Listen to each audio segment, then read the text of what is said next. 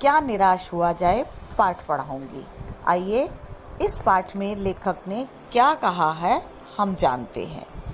लेखक ने कहा है कि भारतवर्ष की वर्तमान जो परिस्थितियां हैं उसमें चोरी, डकैती, ठगी, भ्रष्टाचार आदि का प्रभाव दिखाई देता है।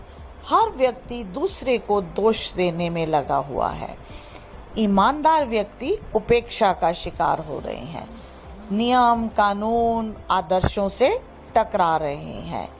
अच्छे आदर्शों को भुला दिया गया है। श्रमजीवी पिस रहे हैं। फरेब का रोजगार करने वाले फल फूल रहे हैं।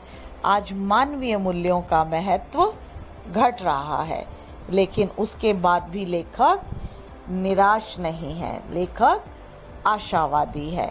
आप पूरा पाठ मेरे साथ पढ़िए और अंत में हम देखेंगे कि हमने इस पाठ से क्या सीखा, लर्निंग आउटकम क्या आया। तो आओ बच्चों पढ़ते हैं क्या निराश हुआ। आइए पढ़ते हैं क्या निराश हुआ जाए।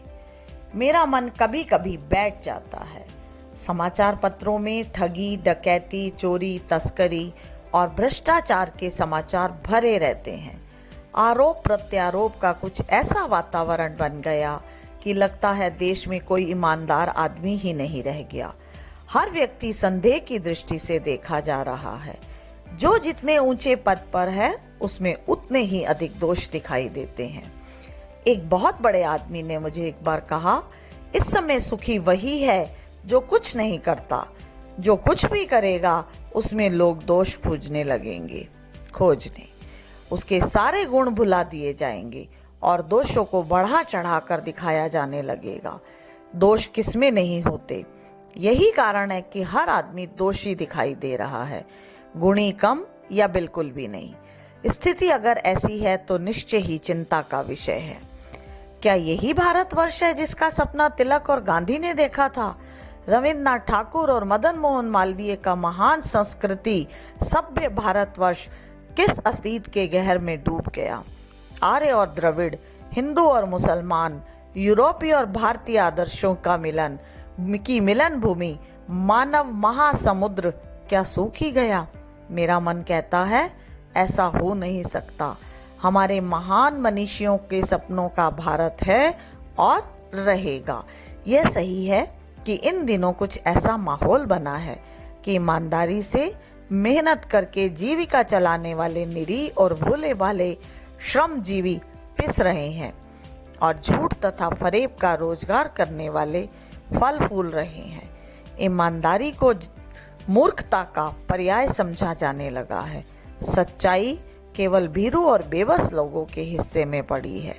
ऐसी स्थिति में जीवन के महान मूल्यों के बारे में लोगों की आस्था हिलने लगी है।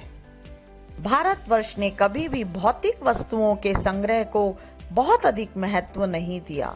उसकी दृष्टि से मनुष्य के भीतर जो महान आंतरिक गुण स्थिर भाव से बैठा हुआ है वही चरम और परम है। लोभ, मोह, काम, क्रोध आदि विचार मनुष्य में स्वाभाविक रूप से विद्यमान रहते हैं, पर उन्हें प्रधान शक्ति मान लेना और अपने मन तथा बुद्धि को उन्हीं के इशारों पर छोड़ देना बहुत बुरा आचरण है। भारतवर्ष ने कभी भी उन्हें उचित नहीं माना। उन्हें सदा संयम के बंधन से बांधकर रखने का प्रयत्न किया है, परंतु भूख की उपेक्षा नहीं की जा सकती। बीमार के लिए दवा की उपेक्षा नहीं की जा सकती। गुमराह को ठीक रास्ते पर ले जाने के उपायों की उपेक्षा नहीं की जा सकती।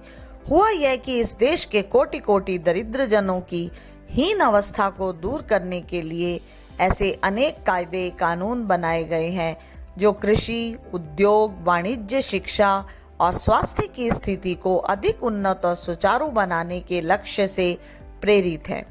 परंतु जिन लोगों को इन कार्यों में लगना है उनका मन हर समय पवित्र नहीं होता। प्रायः वे ही लक्ष्य को भूल जाते हैं और अपनी सुख सुविधा की ओर ज्यादा ध्यान देने लगते हैं। भारतवर्ष सदा कानून को धर्म के रूप में देखता आ रहा है।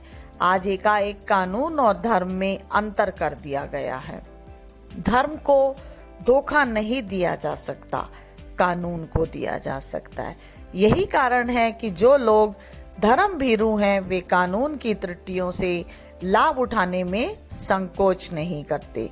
इस बात के पर्याप्त प्रमाण खोजे जा सकते हैं कि समाज के ऊपरी वर्ग में चाहे जो भी होता रहा हो, भीतर भीतर भारतवर्ष अब भी यह अनुभव कर रहा है कि धर्म कानून से बड़ी चीज है। अब भी सेवा, ईमानदारी, सच्चाई और आध्यात्मिकता के मूल्य बने हुए हैं।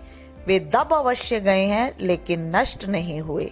आज भी मनुष्य से प्रेम करता है, महिलाओं का सम्मान करता है, झूठ और चोरी को गलत समझता है, दूसरे की पीड़ा पहुंचाने को पाप समझता है। हर आदमी अपने व्यक्तिगत जीवन में इस बात का अनुभव करता है। समाचार पत्रों में जो भ्रष्टाचार के प्रति इतना आक्रोश है वह यही साबित करता है कि हम ऐसी चीजों को गलत समझते हैं और समाज में उन तत्वों की प्रतिष्ठा कम करना चाहते हैं जो गलत तरीके से धन या मान संग्रह करते हैं। दोषों का पर्दाफाश करना बुरी बात नहीं है। बुराई ये मालूम होती है कि किसी के आचरण के गलत पक्ष को उद्घाटित करके उसमें रस लिया जाता है और दोषोद्घाटन का एकमात्र कर्तव्य मान लिया जाता है। बुराई में रस लेना बुरी बात है। अच्छाई में उतना ही रस लेकर उजागर ना करना और भी बुरी बात है। सैकड़ों घटनाएं ऐसी घटती हैं जिन्हें उजागर करने से लोक चित्त में अच्छाई के प्रति अच्छी भावना जगती है। एक बार रेलवे स्टेशन पर टिकट लेते हुए गलती से मैंने 10 के बजाय 100 रुपए का नोट दे दिया और जल्दी जल्दी गाड़ी में आकर बैठ गया। थोड़ी देर में टिकट बाबू उन दिनों के सेकंड क्लास के डिब्बे में हर आदमी का चेहरा पहचानता हुआ उपस्थित हुआ। उसने मुझे पहचान लिया और बड़ी विनम्रता के साथ मेरे हाथ में 90 रुपए रख दिए और बोला, यह बहुत गलती हो गई थी। आपने भी नहीं देखा, मैंने भी नहीं देखा। उसके चेहरे पर विचित्र संतोष की गरिमा थी। मैं चकित रह गया। कैसे कहूँ कि दुनिया और सच्चाई और ईमानदारी लुप्त हो गई है।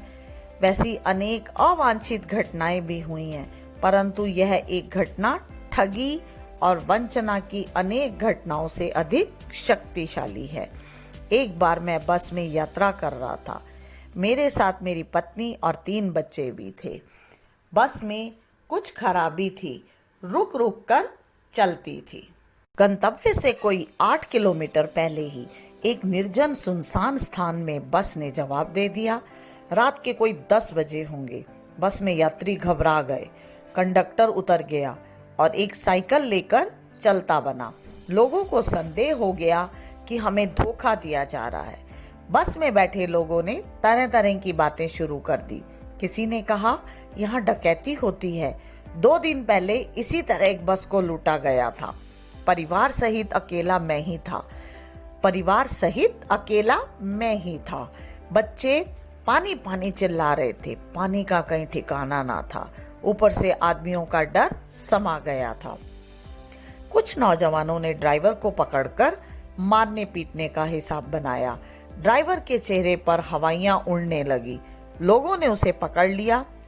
वह बड़े कातर ढंग से मेरी ओर देखने लगा और बोला, हम लोग बस का कोई उपाय कर रहे हैं, बचाइए, ये लोग मारेंगे। डर तो मेरे मन में भी था, पर उसकी कातर मुद्रा देखकर मैंने यात्रियों को समझाया कि मारना ठीक नहीं, परंतु यात्री इतना घबरा गए कि मेरी बात सुनने को तैयार नहीं हुए। कहने लगे, इसकी बातों में मत आइए, धोखा दे रहा है। कंडक्टर को पहले ही डाकुओं के यहाँ भेज दिया है। मैं भी बहुत भयभीत था, पर ड्राइवर को किसी तरह मारपीट से बचाया। 1.5-2 घंटे बीत गए। मेरे बच्चे भोजन और पानी के लिए व्याकुल थे। मेरी और पत्नी की हालत बुरी थी। लोगों ने ड्राइवर को मारा तो नहीं, पर उसे बस से उतारकर एक जगह घेर कर रखा। कोई भी दुर्घटना होती है तो पहले ड्राइवर को समाप्त कर देना उन्हें उचित लगा। मेरे गिड़गिड़ाने का कोई विशेष असर नहीं हुआ। इसी समय हमने क्या देखा कि एक खाली बस चली आ रही है। और उस बस पर हमारा बस कंडक्टर बैठा है। उसने आते ही कहा, अड्डे से नई बस लाया हूँ, इस पर बैठिए, यह बस चलने लायक नहीं है। फिर मेरे पास एक लोटे में पानी और थोड़ा दूध लेकर आया। बोला, पंडित जी, बच्चों का रोना मुझसे देखा नहीं गया, वहां दूध मिल गया, थोड़ा लेता आया। यात्रियों में फिर जान आ गई। सबने उसे धन्यवाद दिया, ड्राइवर से माफी मांगी और 12 बजे से पहले ही हम लोग अपने बस अड्डे पर पहुंच गए। कैसे कहूं कि मनुष्यता एकदम समाप्त हो गई। कैसे कहूं कि लोगों में दया माया रह नहीं गई। जीवन में जाने ऐसी कितनी घटनाएं हुई हैं जिन्हें मैं भूल नहीं सकता। ठगा भी गया हूँ, धोखा भी खाया है, परंतु बहुत कम स्थलों पर विश्वासघात नाम की चीज मिलती है। केवल उन्हीं बातों का हिसाब रखो जिनमें धोखा खाया है, तो जीवन कष्टकर हो जाएगा। परंतु ऐसी घटनाएं भी बहुत कम नहीं है जब लोगों ने अकारण सहायता की है, निराश मन को ढांढस दिया है और हिम्मत बधाई है। कवि रविन्द्रनाथ ठाकुर ने अपने प्रार्थना गीत में भगवान से प्रार्थना की है कि संसार में केवल नुकसान ही उठाना पड़े, धोखा ही खाना पड़े, तो ऐसे अवसरों पर भी हे प्रभु ऐसी शक्ति दो कि मैं तुम्हारे ऊपर संदेह ना करूं। मनुष्य की बनाई विधियां गलत नतीजे तक पहुंच रही हैं, तो उन्हें बदलना होगा। आए दिन इन्हें बदला ही जा रहा है, लेकिन अब भी आशा की ज्योति बुझी नहीं है। महान भारतवर्ष को पाने की संभावना बनी हुई है और बनी रहेगी। मेरे मन, निराश होने की जरूरत नहीं है। आइए बच्चों, अब कुछ प्रश्न पूछूंगी मैं आपसे, उत्तर के साथ जानिए प्रश्नों को। इस पाठ में लेखक का कौन सा दृष्टिकोण अभिव्यक्त हुआ है? तो लेखक का आशावादी दृष्टिकोण अभिव्यक्त हुआ है। कौन सी स्थिति चिंताजनक है? जब हर आदमी में दोष ढूंढे जाने लगे और उसके गुणों को अनदेखा कर दिया जाए, तब वह स्थिति चिंताजनक हो जाती है। कौन से जीवन मूल्य अभी तक नष्ट नहीं हुए? तो मनुष्य का दूसरे से प्रेम करना, महिलाओं का सम्मान करना, झूठ चोरी को गलत समझना, ये हमारे जीवन के ऐसे मूल्य हैं जिनको जो भी अभी नष्ट नहीं हुए। लेखक के अनुसार आज के समाज में क्या बुराइयां दिखाई देती हैं? लोग एक दूसरे में दोष ढूंढते हैं, बढ़ा चढ़ाकर दिखाते हैं, सभी को संदेह की दृष्टि से देखते हैं। लेखक दोषों का पर्दाफाश करते समय किस बात से बचने के लिए कहता है? लेखक कहता है, जब आप दूसरों के दोषों का पर्दाफाश करें तो उसमें रस लेने की प्रवृत्ति से बचना चाहिए। उस दोष को सामान्य ढंग से कहना चाहिए, चटकारे लेकर नहीं। कुछ यात्री बस ड्राइवर को मारने के लिए क्यों उतारू थे? क्योंकि उनको ऐसा लग रहा था कि बस ड्राइवर ने जानबूझकर बस खराब करके रोकी है और वो स्थान भी निर्जन था, वहां डाकुओं को बुलाने गया है। तो इस कारण उन लोगों ने ड्राइवर को मारने के लिए अपने हाथ उठाए थे। जीवन के महान मूल्यों के बारे में हमारी आस्था क्यों डगमगा रही है?